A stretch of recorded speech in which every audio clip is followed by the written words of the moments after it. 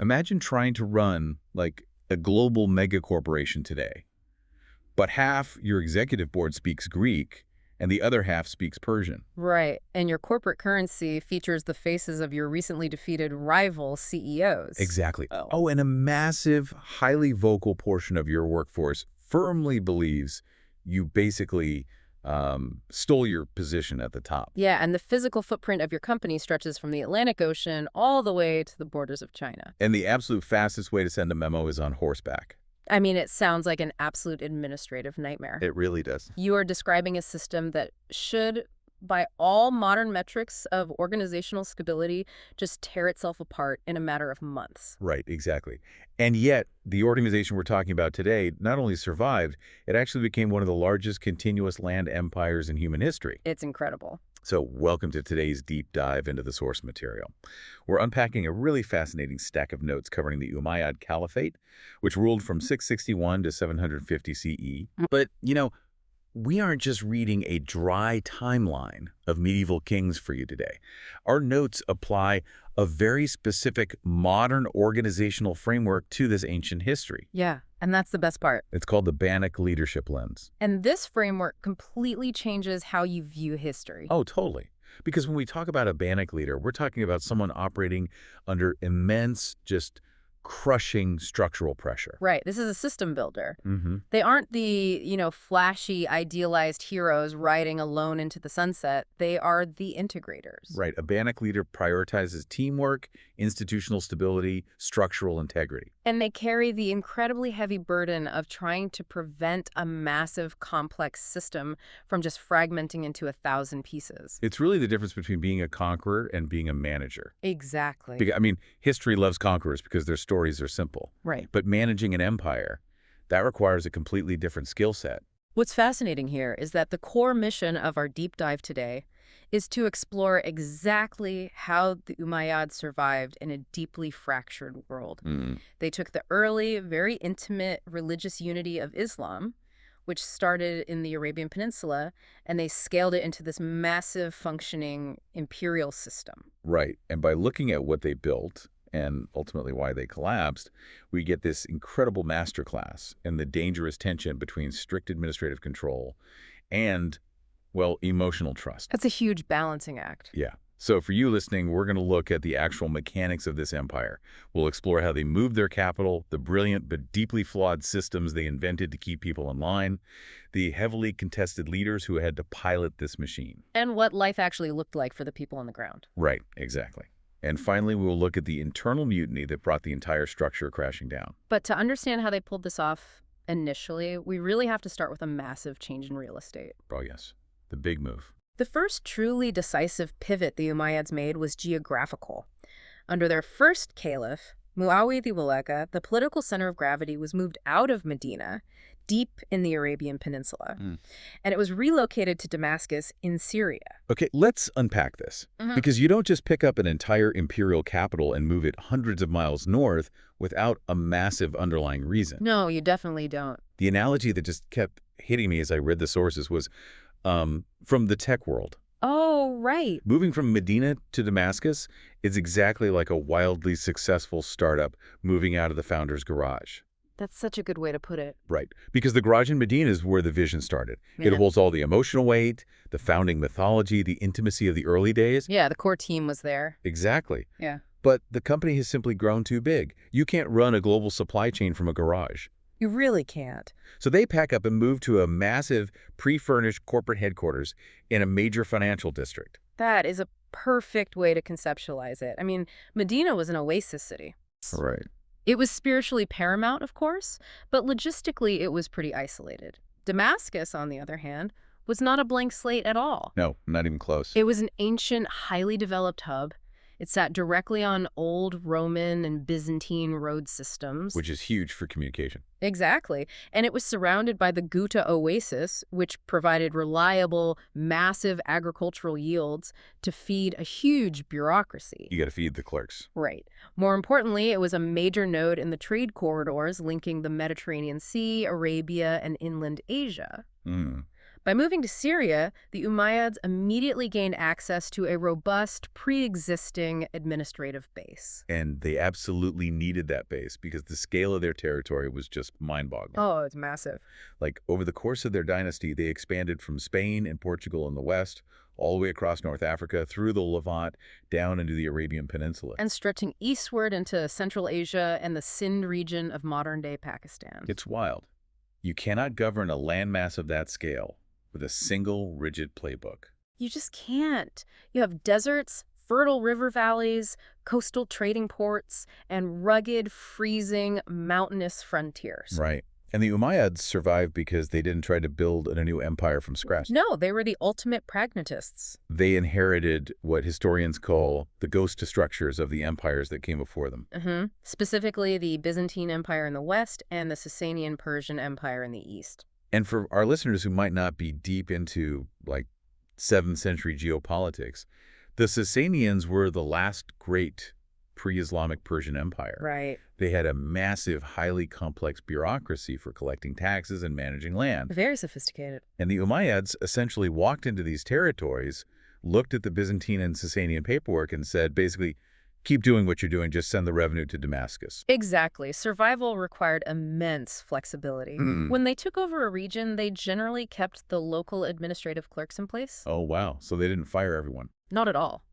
The tax registers in Egypt continued to be written in Greek and Coptic. That's wild. Yeah, and the ledgers in Iraq and Persia were still kept in Middle Persian. Oh, no Arabic yet. Not for the daily paperwork, no. They also maintained the existing Roman-Byzantine road networks. Smart. They even adopted the Barid. Oh, I read about that. The Yeah. postal system, right. Exactly. The incredibly efficient Sasanian postal and intelligence gathering relay system using fast horses. I mean, if it ain't broke, right. Right. Their territory was the stitched-together world. It was a patchwork quilt of local elites, tribal balances, and strategic military garrison towns called Amsar. Like Kufa and Basra in Iraq. Precisely. But wait, I'm thinking about this from a management perspective. If you have Greek-speaking clerks using Roman tax codes in Egypt and Persian-speaking clerks using Sasanian laws in Iraq, Right. how do you prevent the empire from just splintering back into a bunch of independent states? What was the actual glue holding this massive patchwork together? Well, initially the glue was just military presence. Okay, the army. Yeah, the army, and the repurposing of public space. The Umayyads were absolute masters of taking existing infrastructure and giving it a new layer of meaning. Like what? Take the mosque, for instance. Okay. In the Umayyad era, monumental structures like the Great Mosque of Damascus weren't just quiet spaces for personal prayer. Right, they weren't just churches, essentially. No, they were the political, civic, and social centers of the empire. Wow. Decrees were read there. The treasury was often literally kept there. That makes sense. It's the community hub. Exactly. But over time, the patchwork approach just wasn't enough. I can imagine. I mean, the friction of translating between 3 different languages just to figure out the empire's budget became totally unsustainable. Yeah, you'd have translation errors, delays. It's a mess. A huge mess. Which brings us to the actual coding of the empire. Yeah. The moment where they realized they needed a unified operating system. Right. And that happens under the Caliph Abd al-Malik, who ruled from 685 to 705 CE. The notes describe him as the great systematizer. Abd al-Malik is arguably one of the most important administrative minds of the medieval period. Really? Oh, definitely. He looked at this stitched-together world and realized it needed to become legible. Legible. I like that word. Yeah, the central government needed to be able to read and understand its own empire without relying on a middleman or a translator for everything. So he achieved this through 2 monumental reforms, standardizing the language and overhauling the money.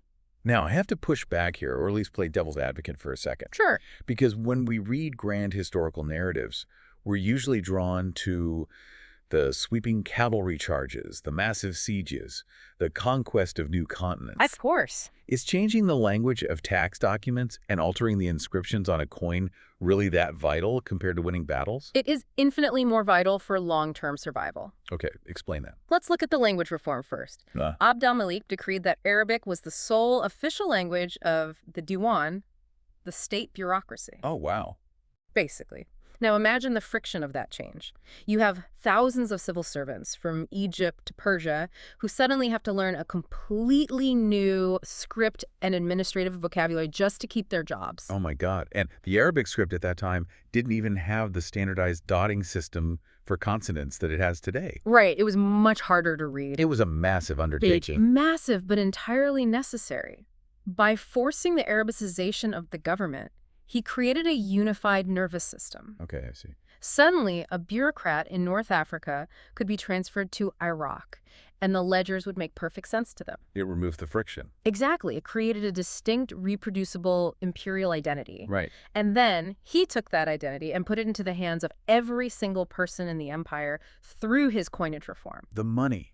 This part is so fascinating because before Abd al-Malik, the Umayyads were literally just using leftover Byzantine and Sasanian coins. Right. They were using the Byzantine gold solidus, which often featured Christian imagery like crosses or the faces of Roman emperors, and the Sasanian silver drum, which featured Zoroastrian fire altars and Persian kings. So they're walking around spending money with their enemies' faces on it.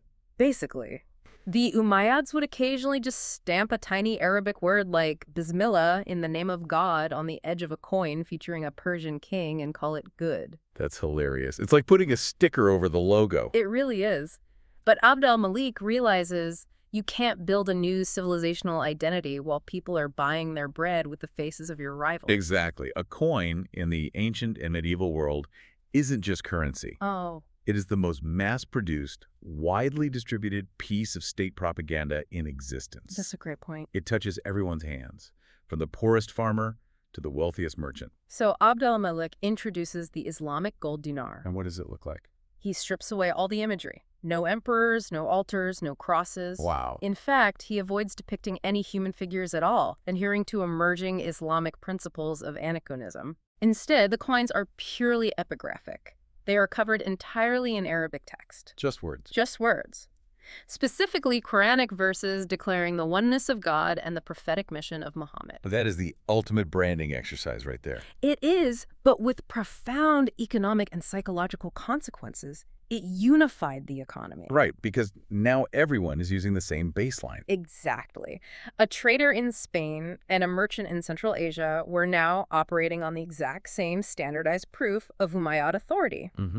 The empire was no longer just a military occupation. It was a cohesive administrative reality. And embedded right at the core of that new reality was religion. Yes. Islam was the central organizing force. It shaped their law, their public messaging, and their architecture. Oh, the architecture's huge. I mean, Abd al-Malik is the one who commissioned the Dome of the Rock in Jerusalem, completing it in 691 CE. Right. And the location is no accident at all. He builds this stunning, massive, geometrically perfect structure right on the Temple Mount, overlooking the Church of the Holy Sepulchre. It is a brilliant, undeniable architectural statement in stone and gold mosaics that essentially says, we are here, our revelation is final, and we are permanent.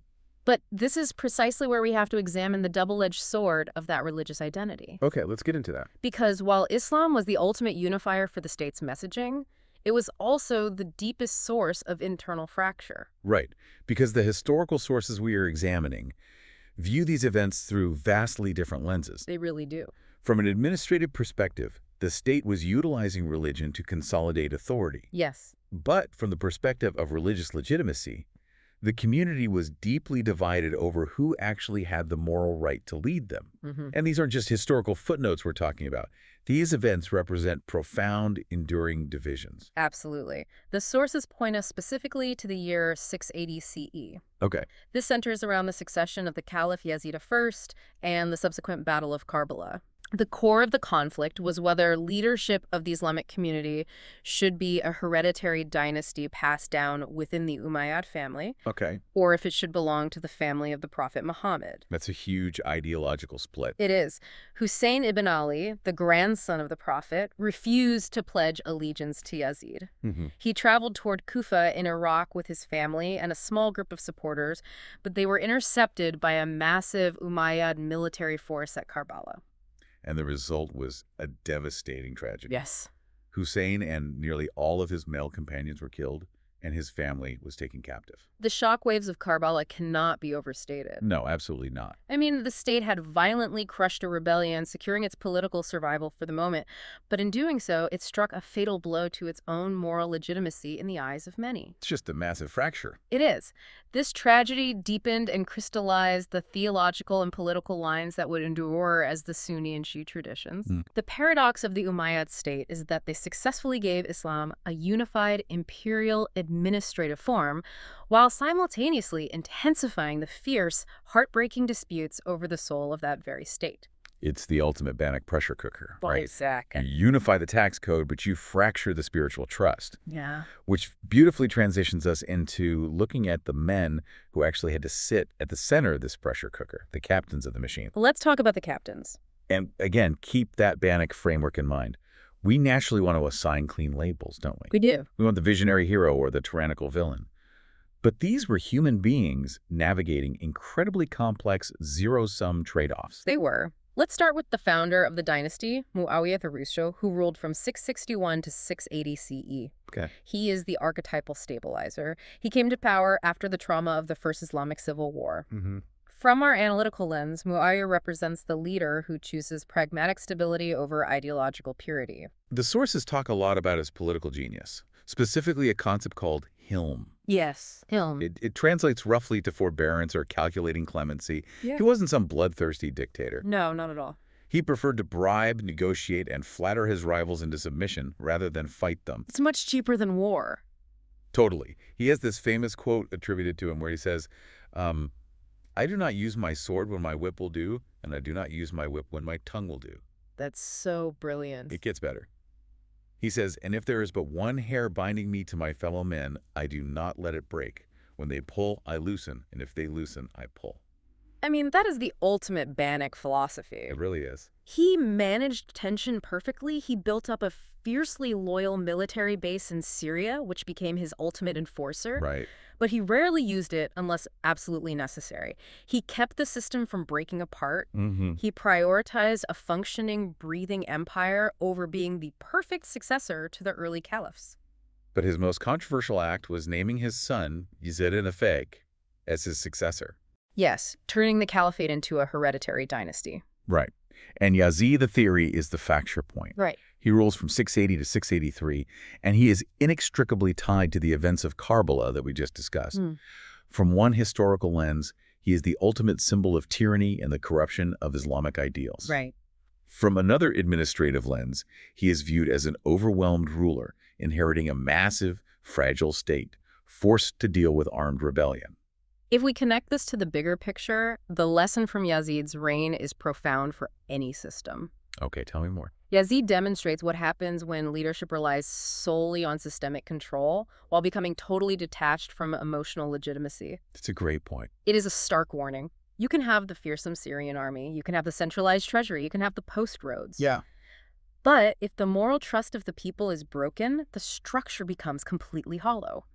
Raw control is not enough if the constituents actively stop believing in your right to lead. It's the difference between compliance and commitment, isn't it? Exactly. Yazid extracted compliance through force, but he lost the commitment of massive segments of the population. He did. And following his death, the empire actually plunged into a second civil war. Yes. But it survives. And then we get to Abd al-Malik, the reformer we talked about earlier, and his son, al-Wali III. These are the architects and the expansionists. Right. While Abd al-Malik redesigned the internal navigation system of the empire, his son al-Wali I, who ruled from 705 to 715, took that stabilized machine and pushed the throttle to its absolute maximum. Oh, he really did.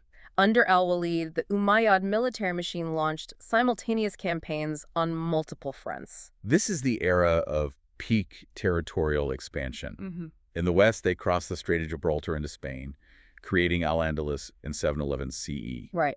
In the east, they're pushing deep into Central Asia, capturing major cities like Bukhara and Samarkand. It's incredible reach. But as I was reading the source material, there's a fascinating paradox that emerges here. Instinctively, you look at a map, you see the borders pushing outward into Europe and Asia, and you think, wow, they have never been stronger. Sure, that's the natural assumption. But expansion does not actually equal stability. That is a critical insight into imperial dynamics. Right. Under Al-Walid I, the system was stretching much faster than it could politically and socially sustain. Okay, how so? Every time you push a frontier forward, you inherit immense logistical headaches. Mm-hmm. You inherit new, diverse populations that need to be integrated. Your supply lines stretch thousands of miles. Right, you have to feed and pay all those soldiers. Yes, exactly. And to hold these new territories, you have to which was the backbone of Umayyad power, was being deployed further and further away from Damascus. Wow. The very sword that built the empire was making the entire structure increasingly brittle. The infrastructure's just stretched too thin. Which brings us to Marwan II, the final Umayyad Caliph, ruling from 744 to 750 CE. Our notes refer to his reign simply as the last stand. Yeah, poor Marwan. Marwan II was actually a highly capable military commander, He was. but he inherited an impossible situation. He faced cascading, simultaneous fragmentation. You had tribal feuds within the Arab elite, massive revolts from marginalized populations, and the rapid rise of a highly organized revolutionary movement in the East. He's the leader in the darkest timeline. He really is. He's working 100-hour weeks. He's desperately trying to organize the systems. He's personally leading armies to hold the center, but it's just too late. Yeah, the structural integrity is just gone. You can't save a massive organization when the people inside it have mentally, emotionally, and physically mutinied. No, you can't. But to truly understand why that internal mutiny happened, we can't just look at the caliphs in Damascus. Right. We have to look at the massive external pressures they were dealing with and the incredibly diverse societies they were trying to integrate. Because the Umayyads did not exist in a vacuum. Exactly. Let's look at the external forces. The allies, the rivals, and the fellow travelers. Okay. And the biggest, most existential rival they faced was the Byzantine Empire. The Byzantine Empire was their primary geopolitical mirror. Wow, a mirror. Yeah, you had these two massive, ideologically driven superpowers facing off across the eastern Mediterranean and the Taurus Mountains in Anatolia. This period saw brutal, continuous Arab-Byzantine wars. The best modern analogy is looking at two rival megacorporations locked in a decades-long war for absolute market dominance. Yes. Say Apple and Microsoft in the 90s, but with significantly higher stakes. Much higher stakes. They are fighting for civilizational dominance. The new expanding Islamic empire versus the ancient established Christian empire. Exactly. And the Umayyads didn't just skirmish, they went straight for the head. They launched massive multi-year sieges against the Byzantine capital, Constantinople, most notably in 717 and 718. And that 717 siege was a massive logistical undertaking. The Umayyads sent tens of thousands of troops and a massive armada. It was huge. But Constantinople was arguably the most heavily fortified city on Earth. Yeah, those walls were legendary. The Byzantines utilized a massive chain across the Golden Horn to block the Arab fleet. A literal giant chain. A literal chain, and they deployed Greek fire. Wait, okay, Greek fire, what exactly is this? It was a terrifying, secret incendiary weapon that burned on water. No way. Yes, it completely devastated the Umayyad ships. The siege was a catastrophic failure for the Umayyads, costing them immense resources and manpower. Wow.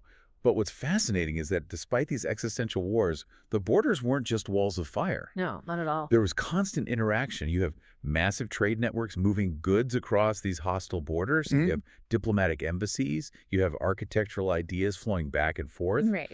The Umayyads even employed Byzantine artisans to help construct the intricate mosaics in their grand mosques. Yeah, it's such a great detail. Right. They were locked in mortal combat, but they were also intimately familiar with one another. It was a very complex relationship of rivalry and mutual influence.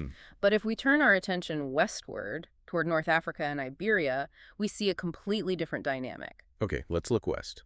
This wasn't a stalemate, this was rapid expansion, but it came with massive cultural friction.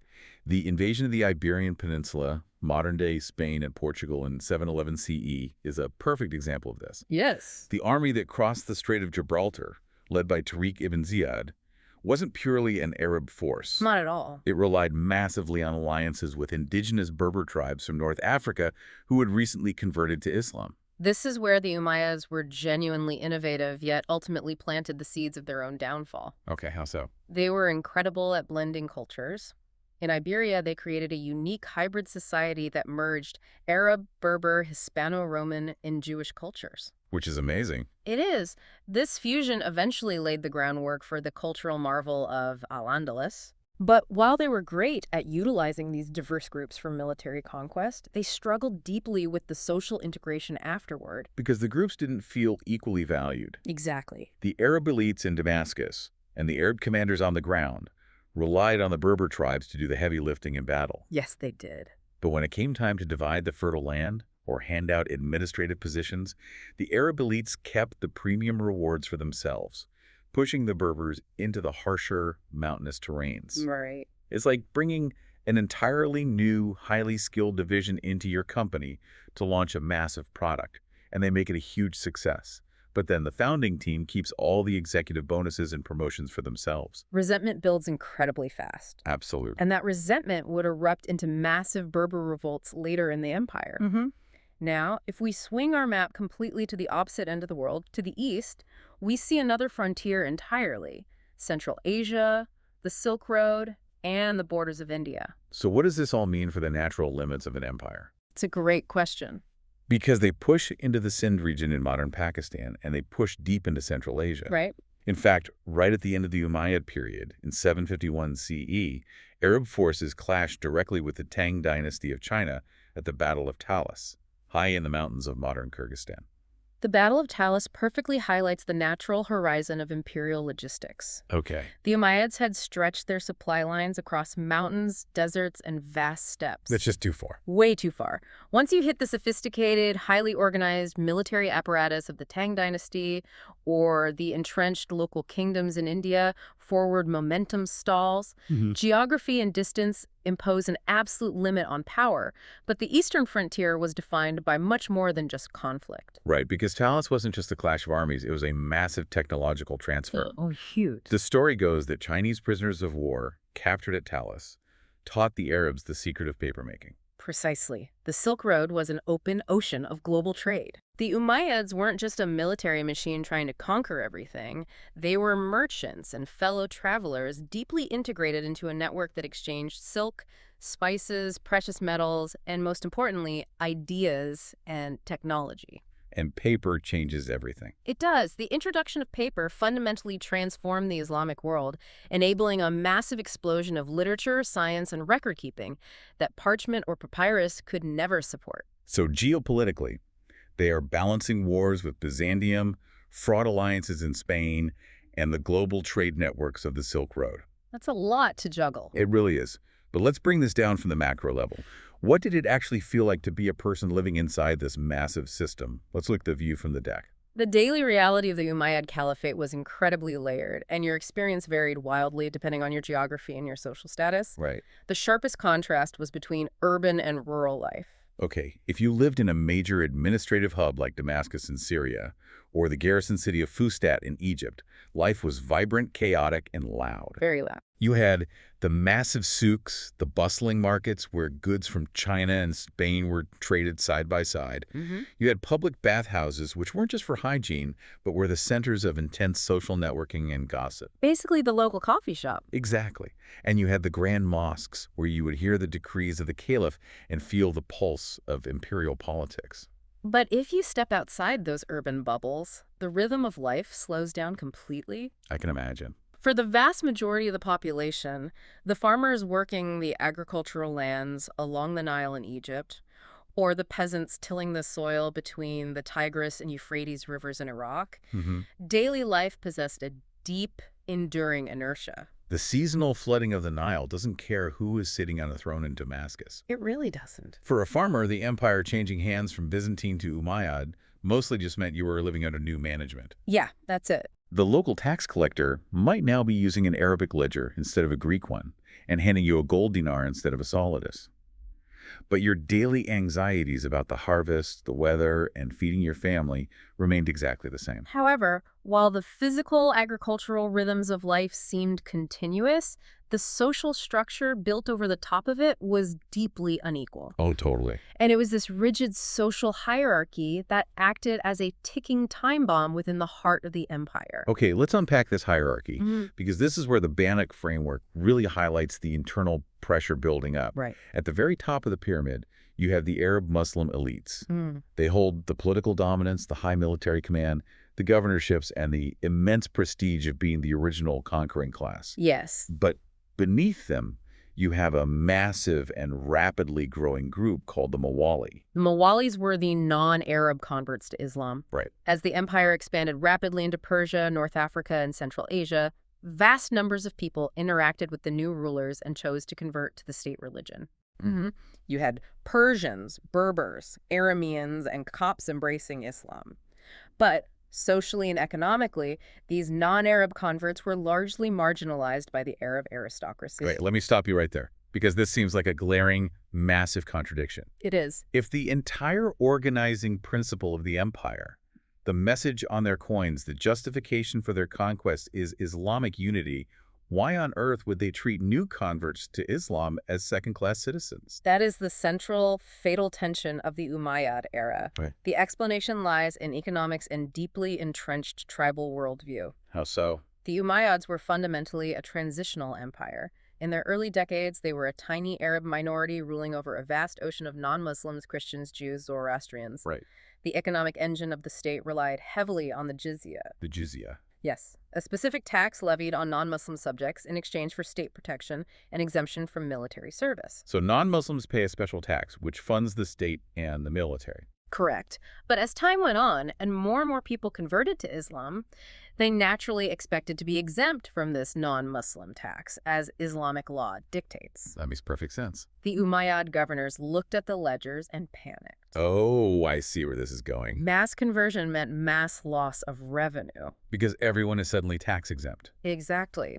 So in many regions, governors continued to aggressively tax the Mawali at the same exorbitant rates as non-Muslims, despite the fact that they shared the same faith. That is wild.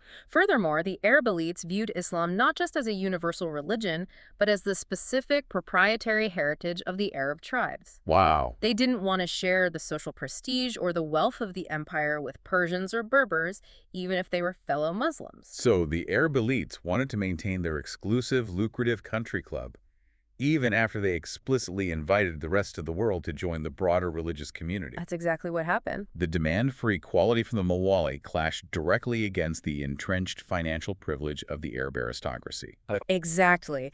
And at the bottom of the political hierarchy, you had the dhimmis, the non-Muslim populations.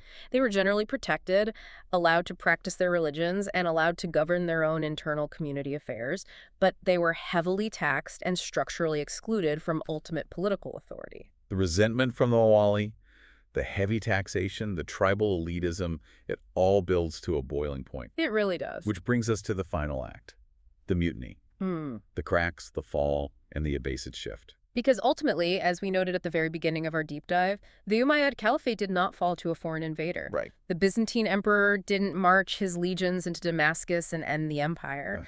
The Tang dynasty didn't sweep across Asia to destroy them.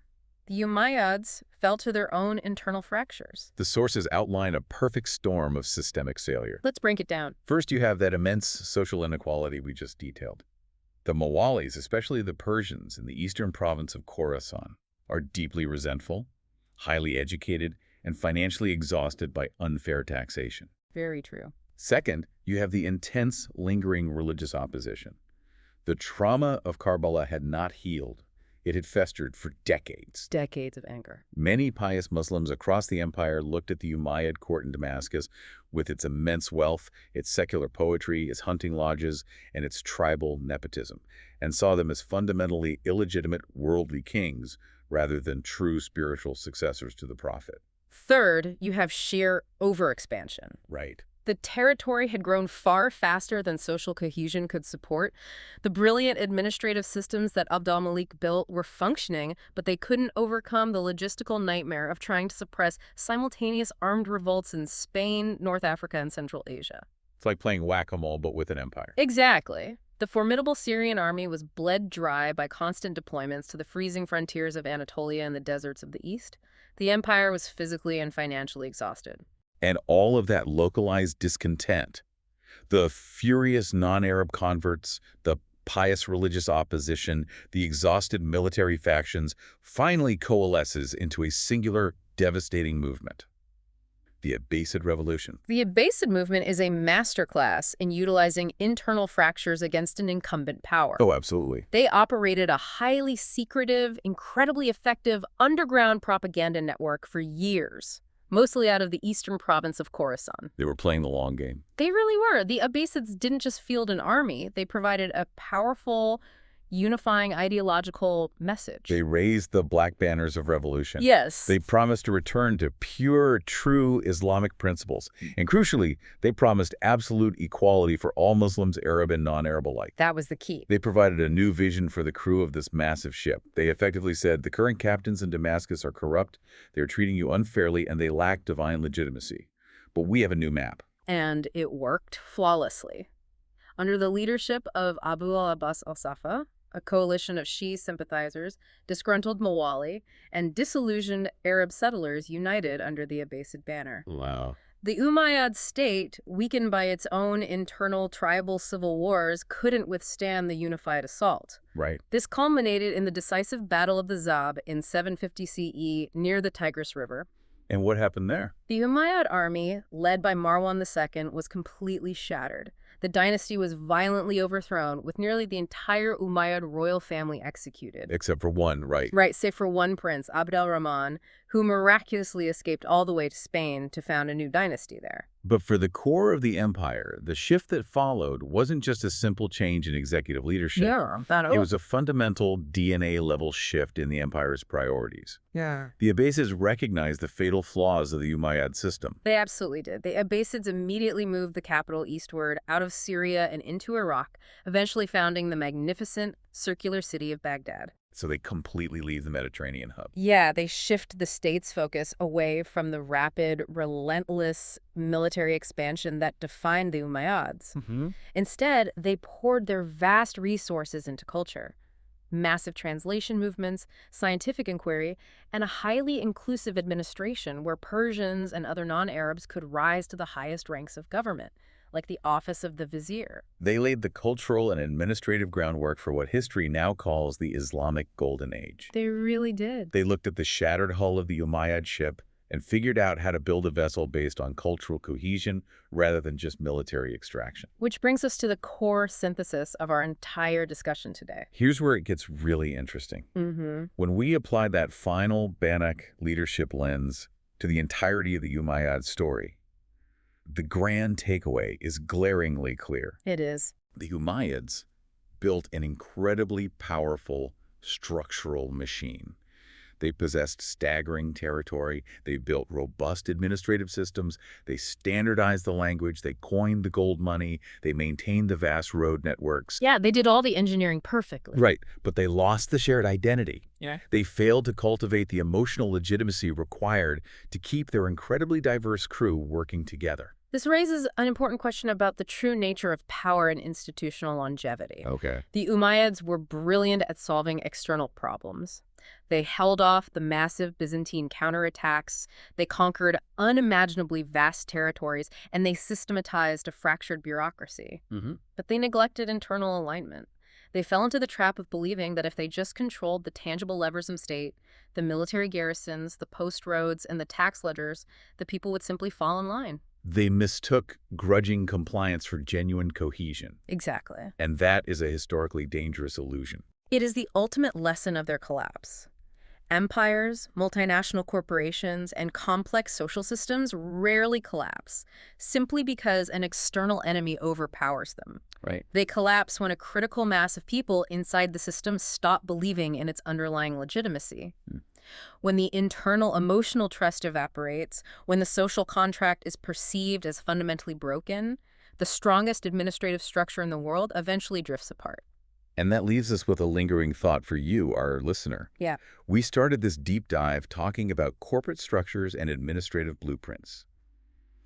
Think about the modern systems you operate within right now. Think about your workplace, your local community organizations, or even the broader national institutions we all interact with daily. Right. Are the leaders of those systems merely building highly structured administrative machines? Are they obsessively focusing only on the metrics, the quarterly earnings, the rigid policies, and raw systemic control? It's a great question. Or are they actively doing the hard, messy work of cultivating emotional trust, ensuring equitable treatment, and building a shared identity that can actually survive a crisis? Yeah. Because as the Umayyads proved so vividly, you can draft the perfect blueprint, and you can forge a hull of solid steel. But if the crew fundamentally stops believing in the journey, the ocean will always win. Thank you for joining us on this deep dive into the source material.